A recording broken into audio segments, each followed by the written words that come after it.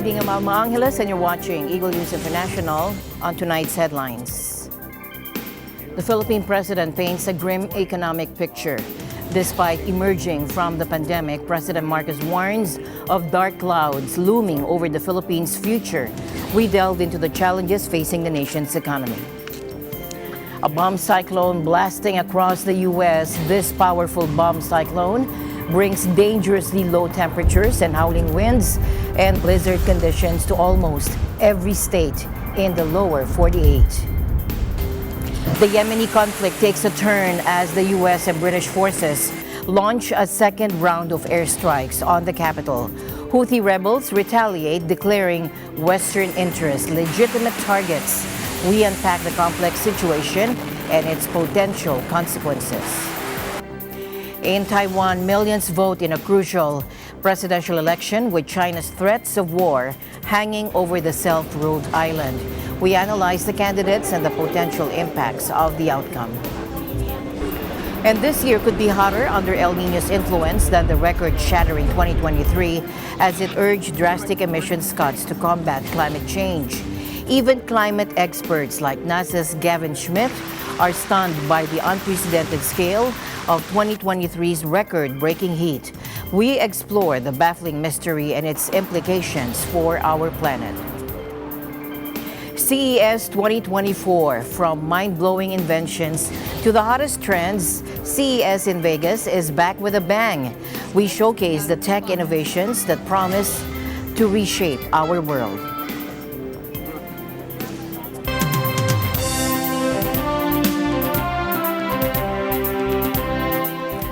First in our news, President Marcos today warned of dark clouds looming over the Philippines' economic future, even as the country emerges from the pandemic's grip.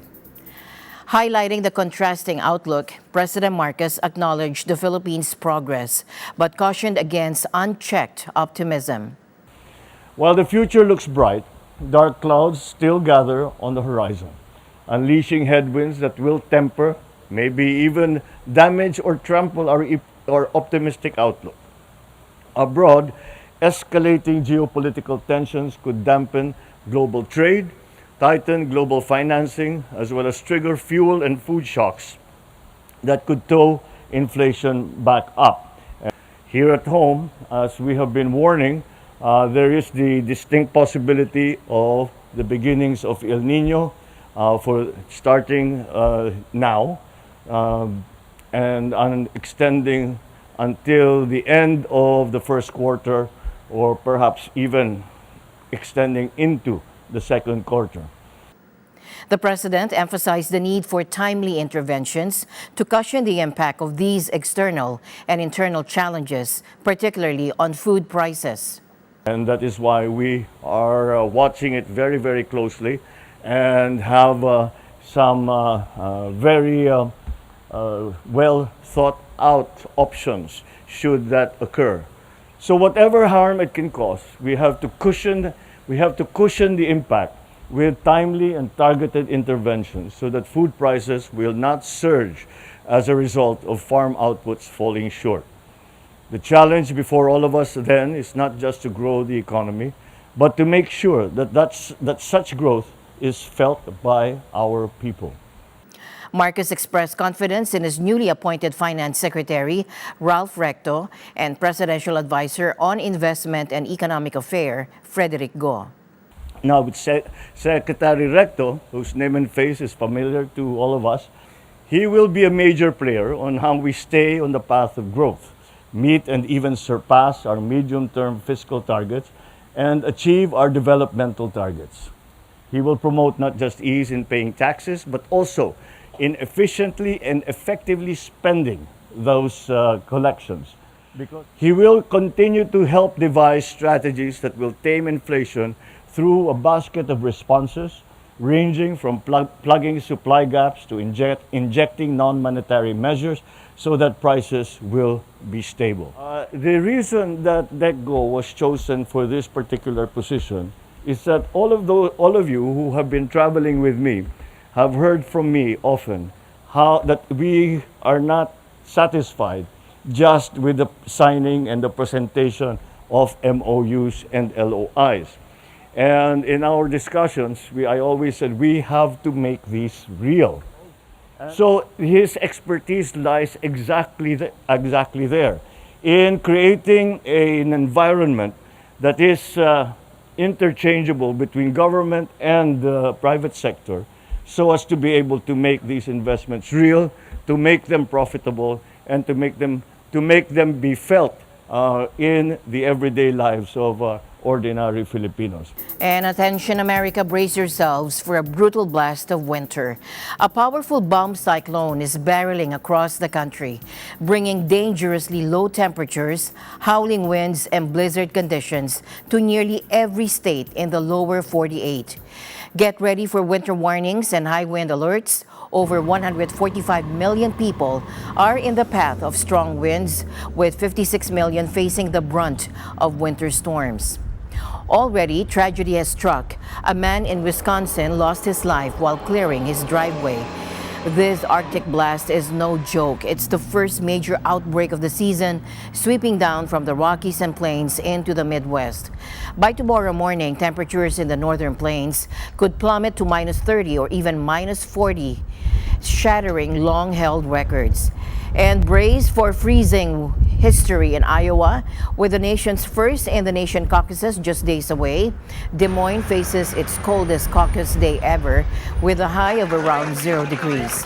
I've never been in sub-zero temperatures, I don't think. Because even when I was in New England for those 7 years, I don't think it ever got below zero that I can remember.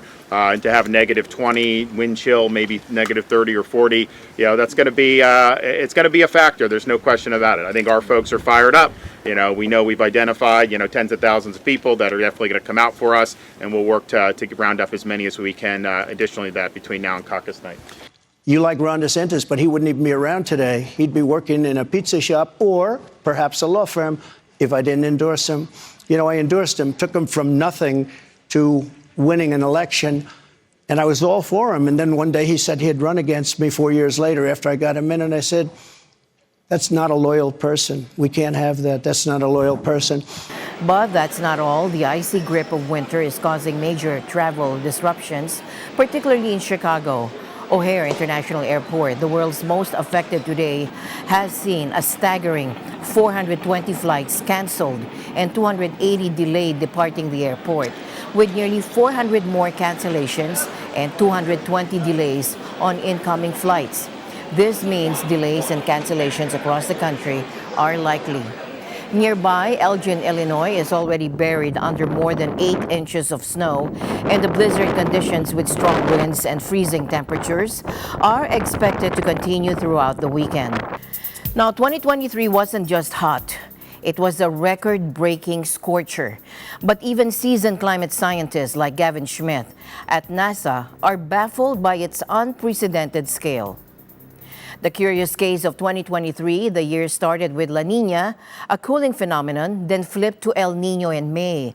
El Nino normally pushes temperatures up the following year, but in 2023, it went into overdrive. Absolutely. 2023 was exceptional. It wasn't just a record, it was a record that broke the previous record by a record margin.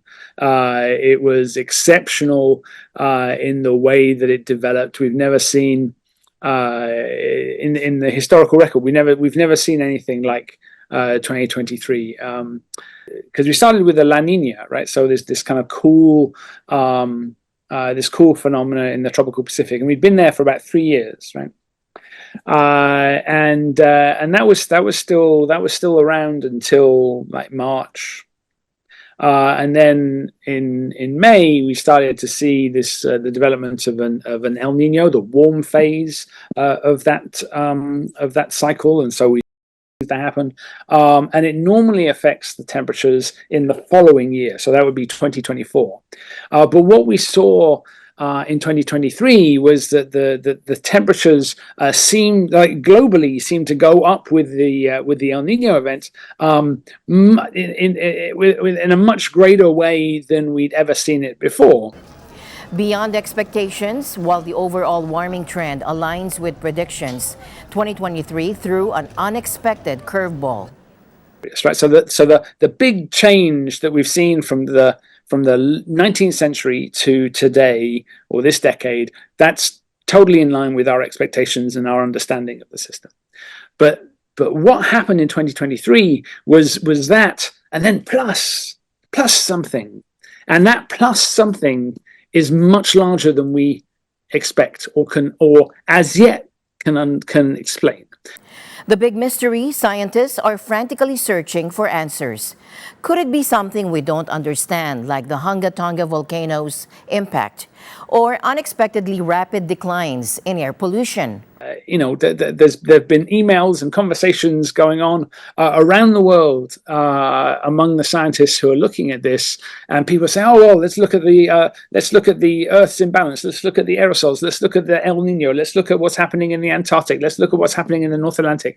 And everybody has lots of ideas, but it doesn't quite add up. The system is moving in a mysterious way now. So, it could be that we don't understand. Right, there are things that we don't understand. Right, that's always possible. It could be that we've underestimated impacts of the volcano that went off. That's in the Hunga Tonga volcano. That's possible. It's possible that we've underestimated how quickly air pollution is going down. Now, why does it matter? Unraveling 2023's mystery is crucial. It's a one-off or a sign of accelerating climate impacts. It matters why 2023 was the way it was, because does that mean it's going to continue? Does that mean the impacts are going to start to accelerate? Right? We don't know. And that's problematic. But when there's something else that's going on that's also adding to this, that we don't really have a great handle on, that makes us more nervous, because it's not just things are going to get worse in a predictable way. There's these other unpredictable things, and that's disconcerting. Looking ahead, 2024 will be a telling year. Will it stay close to 2023's record, or will the plus something push temperatures even higher? So if the old patterns come back and 2023 was just a blip, then 2024 will be very close to 2023. If it's not a blip, if it's something systematic that's changed or that's changing, then you would expect 2024 to actually be warmer still, right? Because you have the warmth that you would expect, and then there's this extra thing, right? So then my kind of Bayesian sense is that, I don't know which of those is the correct interpretation. One says 50-50, one says warmer, and so I think the net likelihood is that it will be warmer than 2023. Tensions in Yemen are boiling over as U.S. and British forces launched a second round of airstrikes on the capital Sana'a, targeting a Houthi rebel airbase. And this comes just a day after dozens of strikes across the country.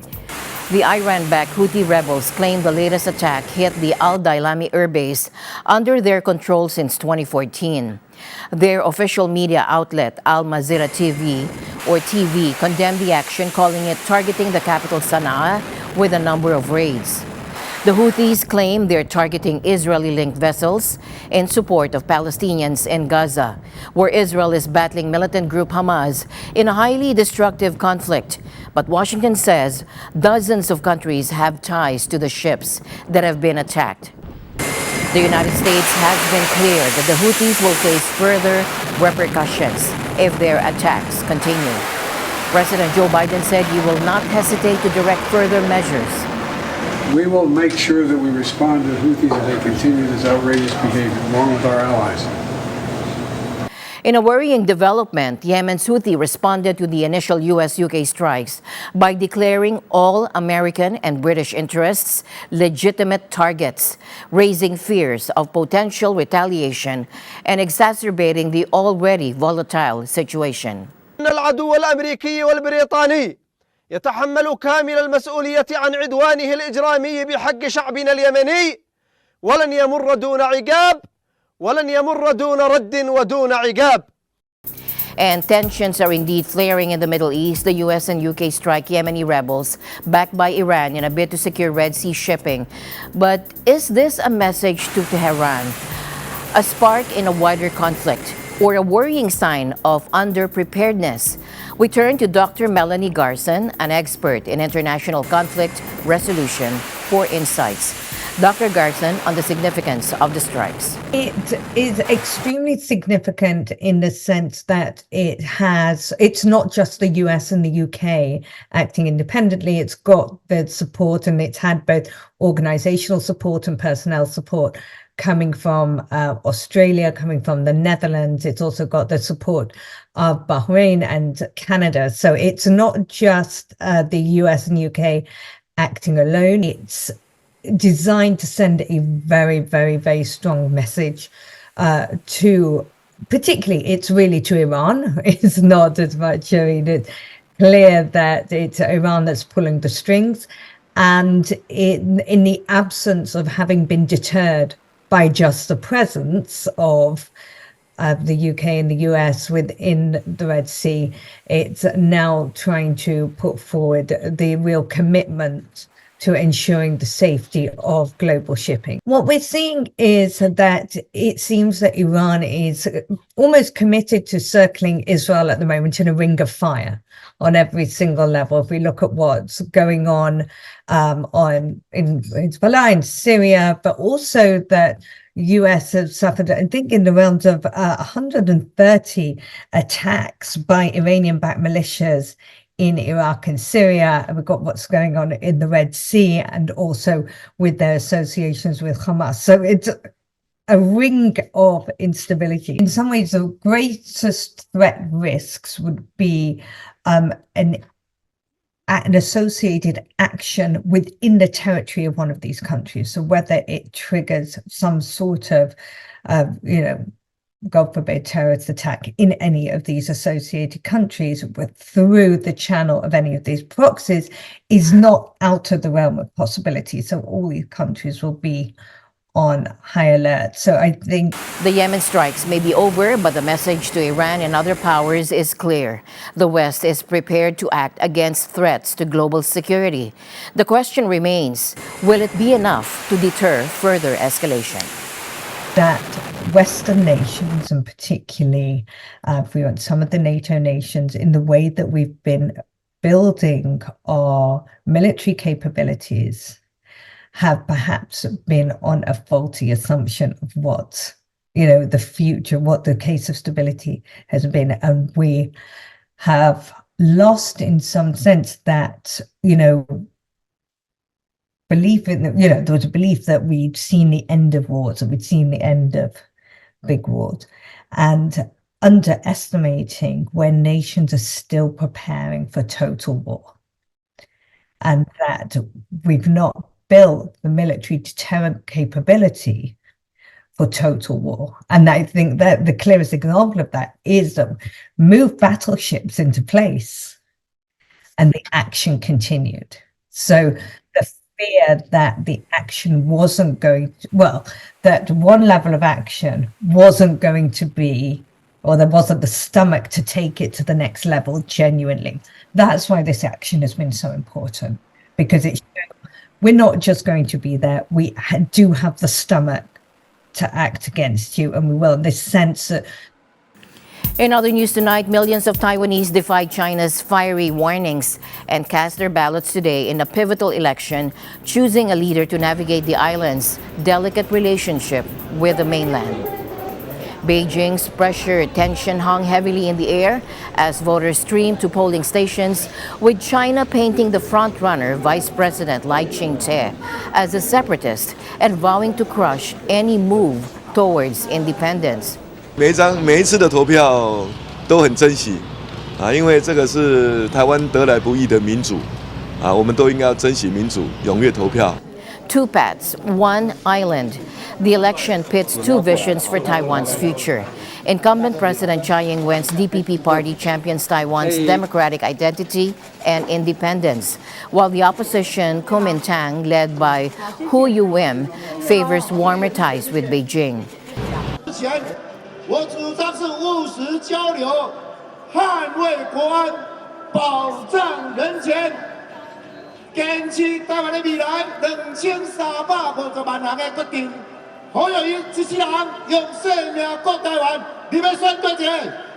A populist surge, a third contender, Ko Wen-je of the Taiwan's People Party, adds spice to the race, offering a third way out of the two-party deadlock with his populist appeal. 我也知道说，如果武力的比武力 one to one， 台湾不是大陆的对手，但是台湾要很清楚的让中国知道，如果你打我的话，你要付出很大的代价。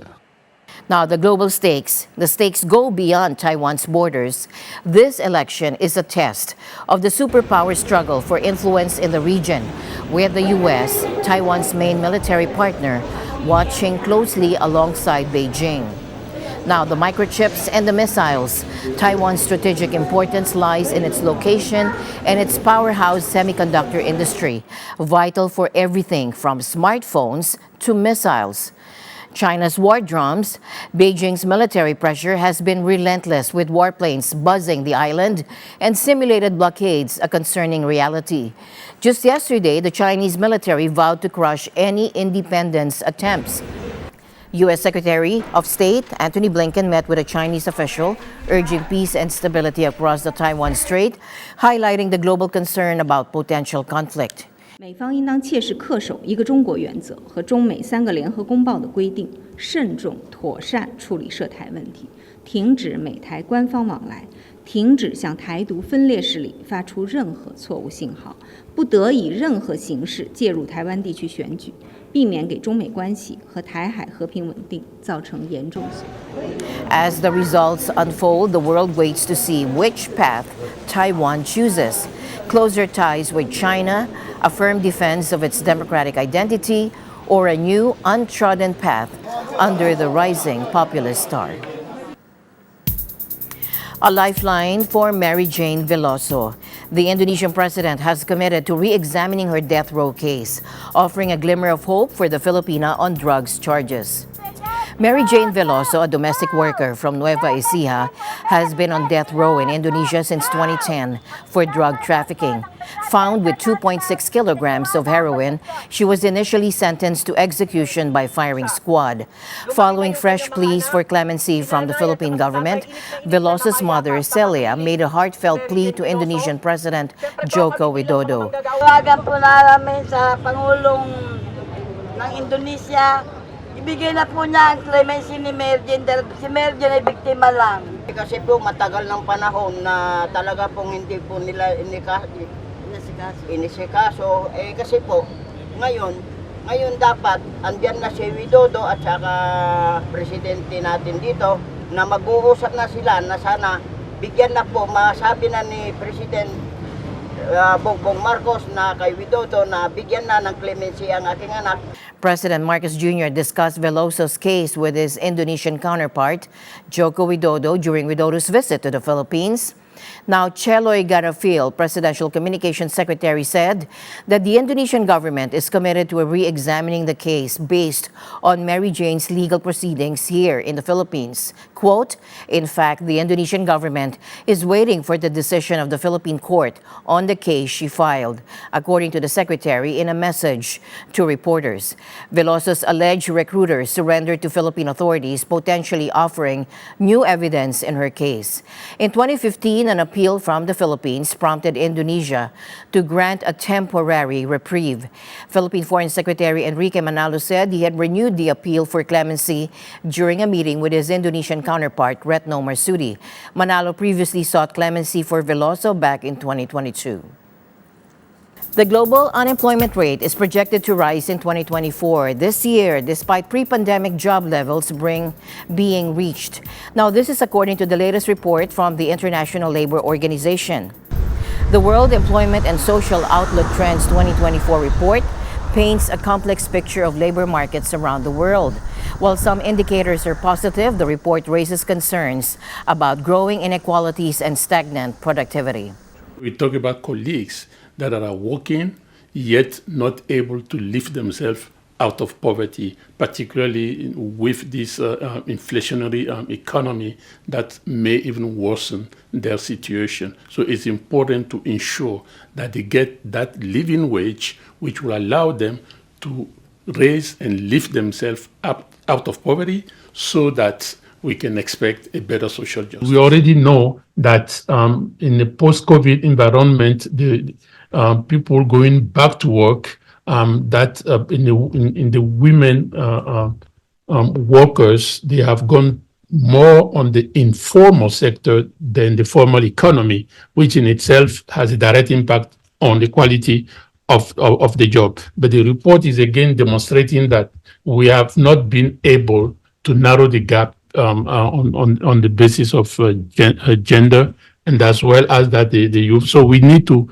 continue in the various program, of course, that the countries adapt to their own situation to incentivize or to lift the challenge that the women are facing in getting back to the labor market, as well as opportunity created for the youngsters. The low pay and precarity in certain professions has been driving a lower amount of work that people are engaged in and leaving some vacancies open and contributing to elevated unemployment rates. This is particularly pronounced in a number of sectors, for example, in transportation, truck drivers, cleaners, hotel and food services workers, warehouse workers, and the like.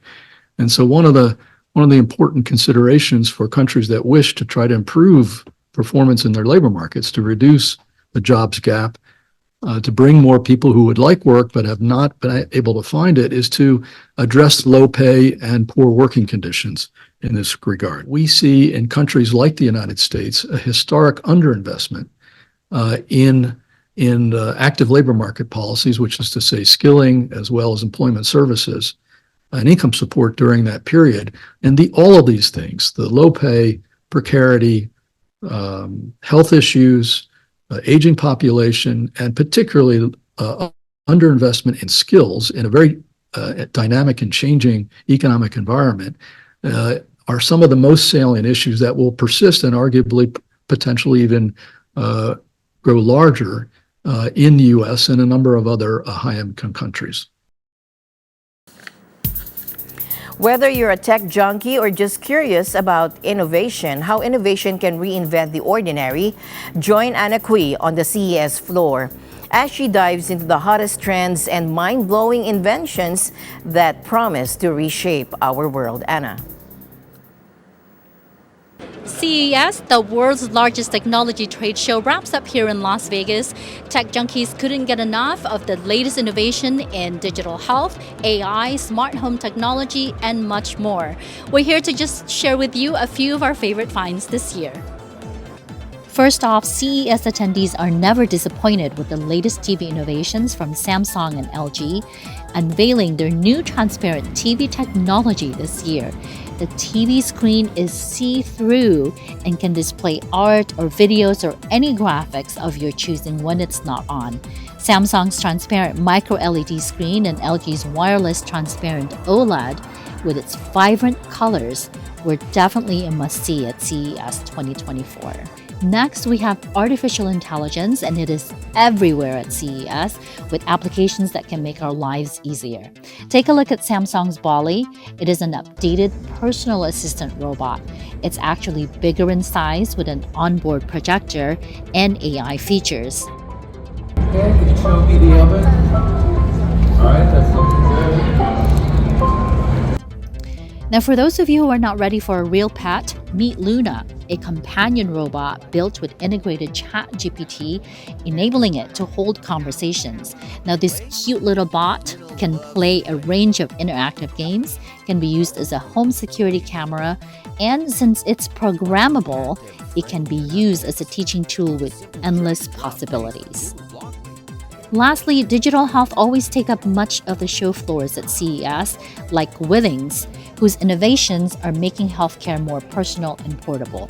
So what is BMO? BMO is a 4-in-1 multi-scope for 4 different measurements.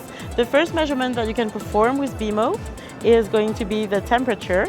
So like this, You just have to use this sensor, which you scan on your forehead without touching the screen. You just like scan it like this, and the result will be displayed on the device itself, and will be also sent to your Withings app. What you can do also with BMO is the simultaneous take of an ECG and SpO2. So I just hold the product like this, and you see my measurements live, just right on the device right here.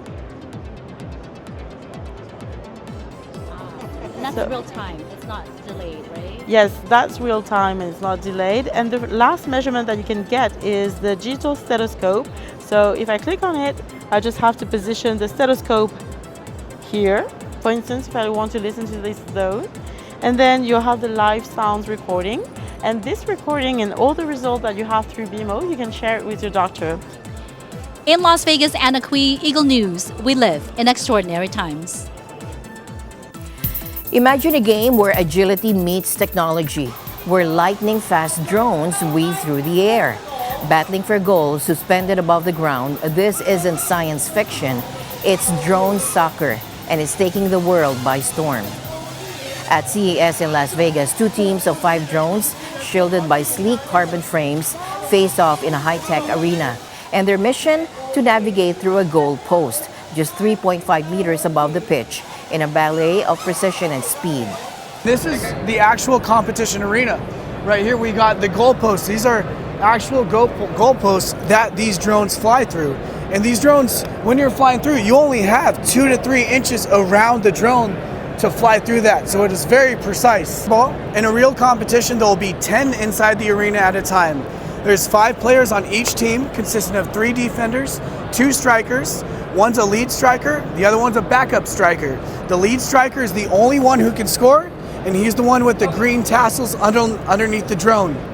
Drone soccer isn't just a novelty act, it's aiming for the big leagues. South Korea, where the sport was born, will host the World Cup in 2025. Ro Sang-yu, president of the Drone Soccer International Federation, dreams of this sport reaching everyone, regardless of age, gender, or ability. When the drone is operating, the really strong blow, the wind blow, so wind blow is bouncing again. So not only the directly carbon, the bouncing, and the wind bouncing as well.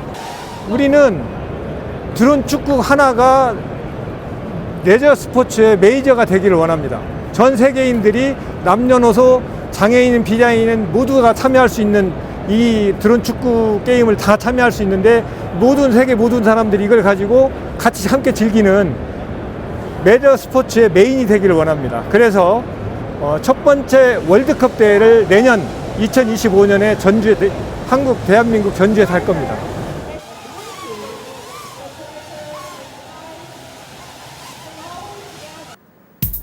Step aside baristas at CES, it's robots who are serving up the buzz. Meet Adam, the AI-powered humanoid barista from Rich Tech Robotics, who's whipping up coffee, boba tea, and even cocktails with a smile and a chat. Your latte is ready. This is Adam. Adam is our AI-enabled humanoid robot that currently works as a barista, pouring coffee in coffee shops in New York or in Oakland, and boba tea in our own boba tea restaurant here in Las Vegas.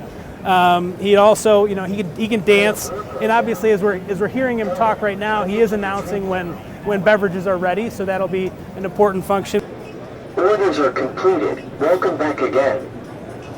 Enabling Adam with those type of features as well as that AI capability is really going to enhance that guest experience, right? I mean, Adam was first.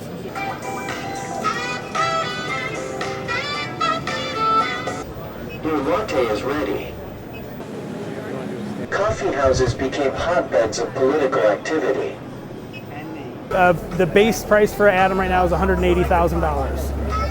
Which comes with the full setup. It would be the Adam plus the surround setup for the rest of the beverage that you would choose. It's one employee, right? And so the idea that he's going to be there, going to continue to work, fill all those shifts, the economics start to make sense. Now imagine a cuddly teddy bear who's also a whiz at math, tells captivating stories, and dances with the best of them. Moxy, please wake up.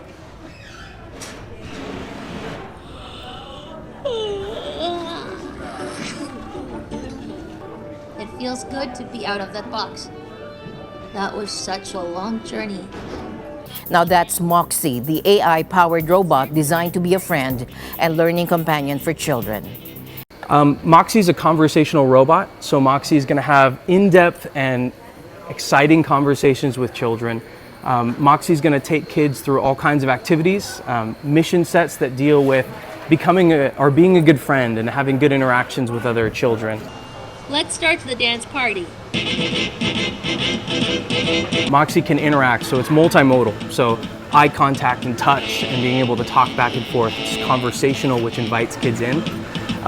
We don't really think there are limitations there necessarily. It's more that Moxy is able to be a tutor, a mentor, and a friend. And so that relationship is unique and special between a kid and the robot. Do you prefer the taste of chocolate or strawberry? I think today I like chocolate more. Sounds like you want to switch to the composed music activity. Is that correct? Now, specific conversations and specific phrases are not going to be sent directly to parents, mainly because of the child's privacy there. And so what Moxy does, which is great, Moxy has kid filter technology that we've developed to enable Moxy to have safe conversations with kids. So if a child is expressing something that would be a concern or would be something that an adult needs to step in and talk about, Moxy will recommend the child, you should talk to a trusted adult about this situation or this topic. Talk about now. Let's start the dance party.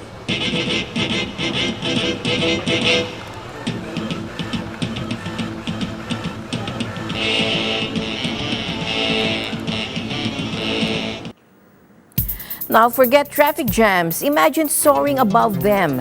Flying cars are no longer science fiction, with major companies like XPeng and Hyundai showcasing their latest eVTOL prototypes at the CES in Las Vegas. XPeng aims to deliver its sleek flying car by 2025, while Hyundai's Supernal division envisions their 4-passenger electric aircraft taking flight in 2028. The propeller, the arm can fold out and you can vertically take off and see the beautiful view. Yeah, this is the first car. We already test the 2 tons full circle prototype. They already fly. But this for mass producing a little bit further in the future.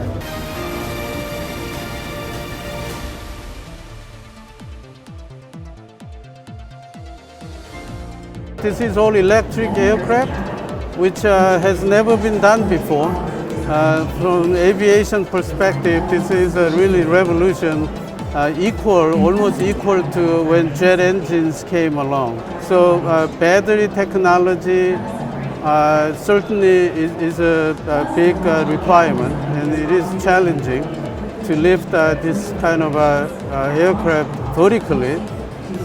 Using only battery electric power. So that there are a lot of regulation already in place, but they need to either customize or modify or upgrade and update to be applied to this type of aircraft. So that's the challenge.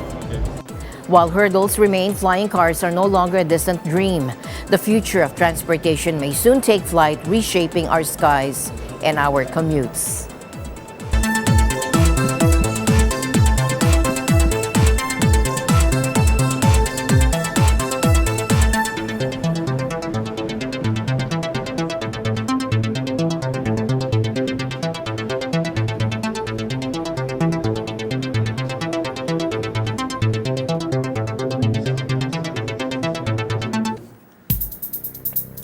Now forget the ear-splitting boom and picture silent speed gliding gracefully at supersonic pace. Welcome to the age of the sonic whisper.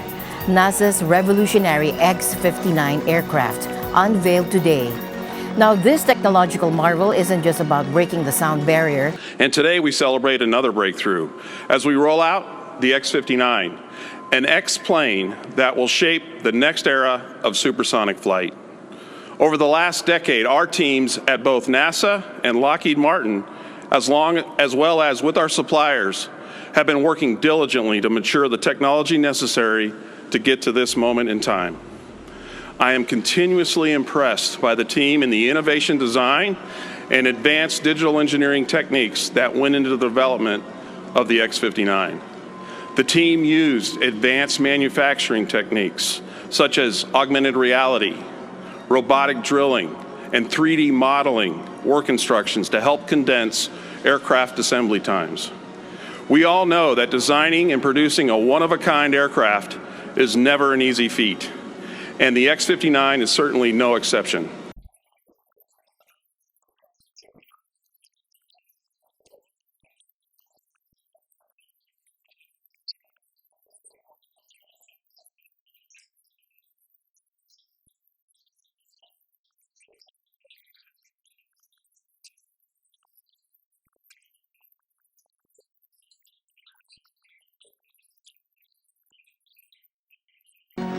Now let's take a closer look. Imagine a sleek jet 30 meters long with a razor-sharp nose designed to tame the mighty shock waves that create sonic booms. The cockpit sits closer to the tail, and instead of front windows, it relies on cutting-edge sensors for navigation. Even the engine placement is unique, mounted on top to further refine its supersonic flow. For decades, sonic booms confined supersonic travel to water routes. The X-59 aims to change that. Its revolutionary design could rewrite the rules of the game, making silent supersonic flight a reality, bringing the world closer, all without shattering the tranquility of our skies. NASA's X-59 is more than just an aircraft. It's a promise of a faster, quieter future. So buckle up, the age of the sonic whisper is here. As always, I'll end the day on a thoughtful note. Our ability to look back and smile at our past is proof that God's plan is to keep us moving forward.